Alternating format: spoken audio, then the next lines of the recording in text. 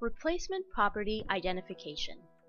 Let's spend a little time on replacement property identification because it's important. And the reason it's important is this. For those few exchanges that fail, they almost always fail because of deficiencies or discrepancies in the identification of replacement properties. So it's worth a little time to understand identification. First off is this. After the sale of your relinquished or exchanged property, you are required to identify candidate or target replacement property or properties. And the rules regarding your identification require that this identification be made within 45 days of the close of the relinquished property, and it must be in writing. Now, if you have sold more than one asset or property, the 45-day period actually starts when the first asset closes. Now, I mentioned that the identification had to be in writing. Well, this is how that's done. You may make the identification to your qualified intermediary or facilitator or to one of the other parties to the exchange. For instance, your closer, settlement agent, or escrow holder, or the seller of the prospective replacement property.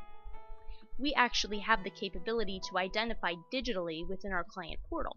So if you are on vacation in Europe and your 45th day is coming up, you can log in and identify that way.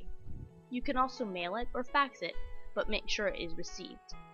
One way we ensure that it is received in time is that we provide a receipt if you identify to self-directed 1031. It is also important to remember that once you have made an identification and your 45-day period has elapsed, it cannot be changed. This is why you need to make sure that you can acquire the property or properties that you identify.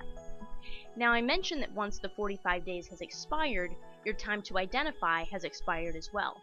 Here is one caveat. If you are still within the 45-day identification window, it is possible to revoke a previous identification and re-identify. This is helpful in those instances where maybe a property that you had interest in is no longer available, but you still want to have some flexibility in what you purchase. Now, the last thing that you should understand is that your identification can affect the disbursement of your exchange funds in certain situations. Now, these situations, we call them the G6 restrictions, are unusual, but you should be aware of them in any case. And they were established to ensure an exchanger does not have constructive receipt of his funds during the exchange process. For instance, if you do not identify potential replacement property in the 45-day period and indicate that your exchange is not going to be completed, your facilitator is required by law to hold your funds until the 45-day period is over.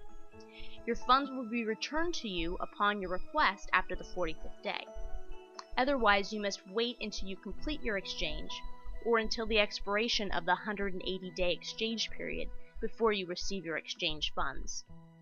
I will add that the regulations provide an exception to this rule if you are able to show that a material contingency beyond your control exists. And that is identification.